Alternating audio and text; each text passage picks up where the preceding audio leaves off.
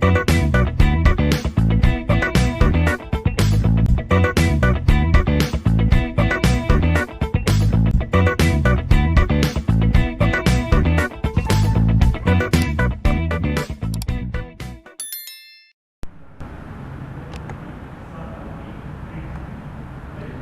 in today's session, we will be covering the wear mechanism and in particular the adhesive wear.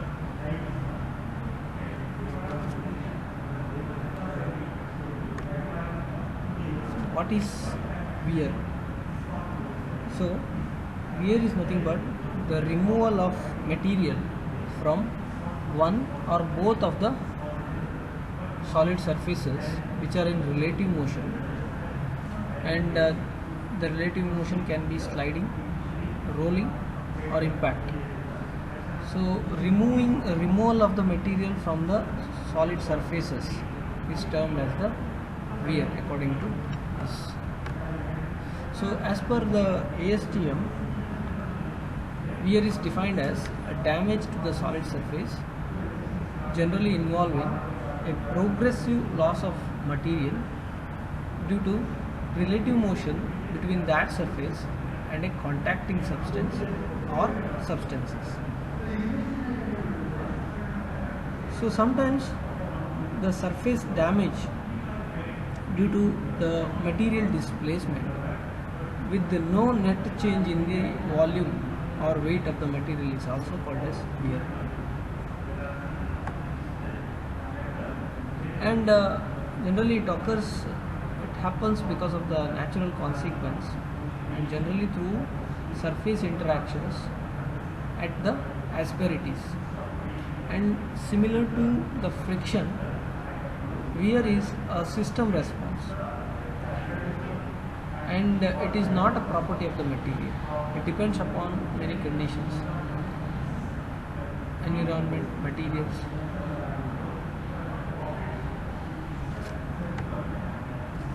So what are the desirable cases of wear and what are the undesirable or where we don't want wear to take place? So we can see in machining, in order to form some useful products from the raw material, we need wear. And in polishing, so to give that smoothness to the surfaces, we need wear. While in shearing also we need wear, and while writing with a pencil or writing with a chalk on the bone, all these cases require wear. Undesirable cases of wear, almost all the machine applications, okay, we don't want wear, like bearings, gears, cams, seals, all the machineries, we don't require wear, we don't want wear. So wear has to be minimized or reduced. So wear can take place either by a mechanical process or by a chemical process or by a combination of both, and it is generally accelerated by the thermal processes, that is heating. So heating can take place due to the friction, and wear may be accelerated.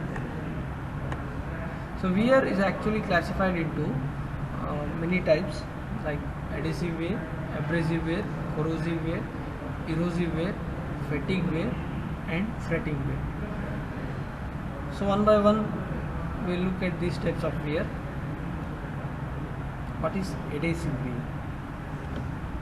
So adhesive wear is again removal of the material. Okay, this takes place when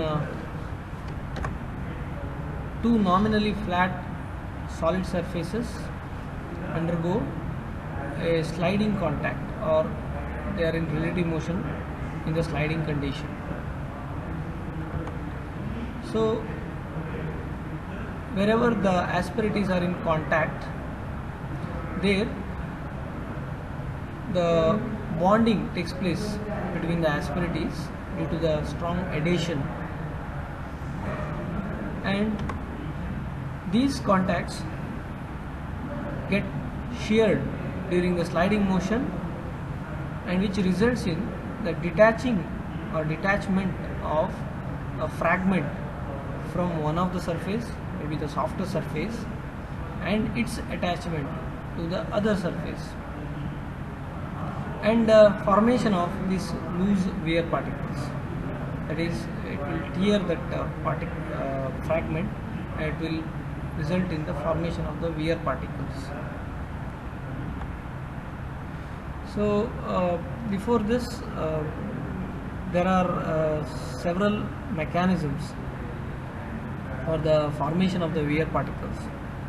So according to one of the theory called as Archer's theory of the sliding wear, shearing of the asperity junctions can take place in one of the two bodies depending on the relative magnitude of the interfacial strength, whatever the strength between the two surfaces at the interface, and also depending on the breaking strength or the shearing strength of the surrounding regions. So that is the Archer's theory of sliding wear. And there is one more mechanism. In that, it is said that the plastic shearing of the successive layers of an asperity contact, it results in the detachment of the wear fragment. That means the plastic shearing of the layers around that asperity, that is that causes the formation and detachment of the wear fragment, and that wear fragment may be transferred to the mating surface due to adhesion, and further sliding causes the formation of more fragments. This is what the theory or mechanism for the adhesive wear. So adhesive wear can actually, in metals, it is very common, and it depends upon the mutual affinity between the materials. So if we take up the example of two materials, that is steel and indium, as we can see from the figure, we have a block which is made up of indium, and a pin which is made up of steel, suppose, or maybe another material like brass. So when this pin is loaded, okay, and is pushed down into the indium block and then removed, okay, so then what happens is a thin layer of the indium metal gets transferred onto the steel or brass pin. So why this happens? Same as this behavior actually demonstrates the loss of the indium material, which indium material is a softer one when compared to the steel or the brass. Okay, so this indicates that between the two materials the adhesive force is very high.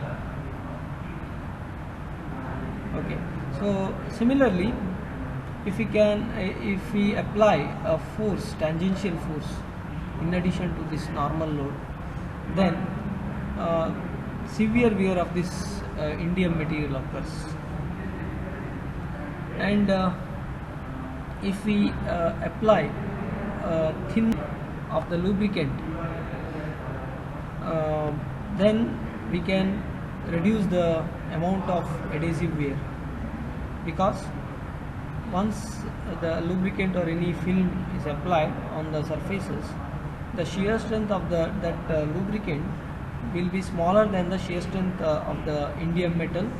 Therefore, there a weak interface will be formed between the two metals, and which can be sheared very easily, and therefore the wear rate reduces to a smaller or mild value. So all the theories which predict the wear or wear rates start from the concept of a true area of contact. it is usually assumed that the true area of contact between the two metal surfaces is determined by the plastic deformation of the highest asperities. We know that when two metals are in contact with each other, there are asperities which are in close contact, and the pressure at these asperity junctions will be very high, and the real area of contact is determined by these asperities. And the severity of the adhesive wear in these cases is based on the area of contact, that is the true area of contact, which is given by A is equal to W over H. So where W is nothing but the load or the normal load that is applied to press one surface over the other, and H is the hardness of the softer material. This expression gives appropriate results if the whole load is supported due to the plastic deformation of the surface. However, for elastic plastic deformation, okay, so which involves both plastic and elastic deformation, the expression will need to be modified, and that is given by A is equal to W over H whole to the power n, where n is given by it is greater than 2 by 3 and less than 1. N is the value of n, should be greater than 2 by 3, less than 1. So here the assumption is that the higher asperities which are in contact with each other could be deformed plastically, whereas the lower asperities, lower contacting asperities, which may be there without any contact, they are subjected to within the elastic limit. So in addition to this, the adhesive wear will depend on the shear strength of the friction junctions. So what is the meaning of this? So here from the figure we can see the interface between the two materials. 1 and 2 represents the two materials, and we can see the interface, and in the figure A, two materials, steel and tin. 1 refers to the steel and 2 refers to the tin. And in figure number B, 1 refers to the steel, 2 refers to the lead, and figure number C, 1 refers to the copper and 2 refers to the steel. So here from figure number A we can see that the strength of the interface, that is SI refers to the interface, is less than both the strength of both the metals. And in figure number B, the interface strength is less than the steel, whereas it is greater than the lead. And in figure number C, the interface strength is greater than both the metals, copper and steel. So what happens under these conditions? So if the junction is weaker than the material on either side of it, okay, so, which is shown in the first figure, figure number A, then shearing occurs at the interface itself, and there will be little surface damage and little wear take place. But if the junction is stronger than one of the metals, then shearing will not occur at the interface, but it will occur at a little distance within the softer material or metal. So we can see this is happening in figure number B. So interface strength is greater than the steel, less than steel, whereas it is greater than the lead. So the shearing is actually taking place in the lead material. And in figure number C also, interface strength of the steel, interface strength is greater than that of one of the materials, that is steel, and the interface strength of the steel is greater than that of copper. So therefore the shearing takes place in the copper. So that is what we can see. So if this happens, if the shearing takes place at a little distance, this may lead to an enormous increase in the wear rate. So next, what are the steps in the adhesive wear? So we know that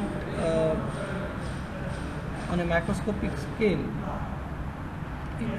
the material may seem to be flat, but there are so many asperities if you go at the microscopic level, and when the two surfaces are brought together into contact, the contact is actually made at those asperities, and when the normal load is applied, the pressure at these asperities becomes extremely high.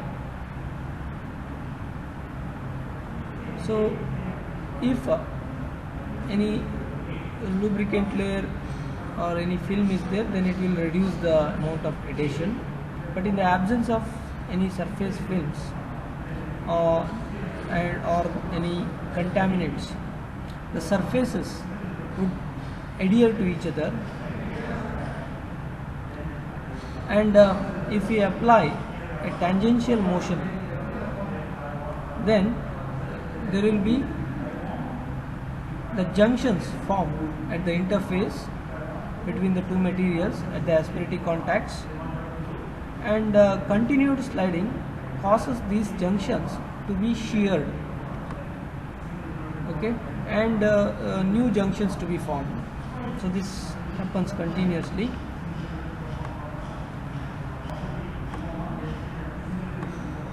And as we have discussed from the previous slides, if the shearing occurs at the interface, then the amount of wear will be negligible. But if the shearing takes place away from the interface, then the metal may be transferred from one surface to the other, and with further sliding or rubbing, some of the transferred material may be detached from the surface to form loose wear particles. Next, what is the equation for adhesive wear? So there is an equation called as Archer's equation for adhesive wear, which is given by V is equal to K W, capital W, into X over H. So this is based on the experimental data, and it is found that the amount of wear is usually proportional to the applied load W and the sliding distance X. So here X is the sliding distance, and it is inversely proportional to the hardness of the surface. So therefore the volume of wear V is actually given by the equation KWX over H, where K is nothing but the non-dimensional wear coefficient, which is dependent on the two materials which are in relative motion and their surface cleanliness.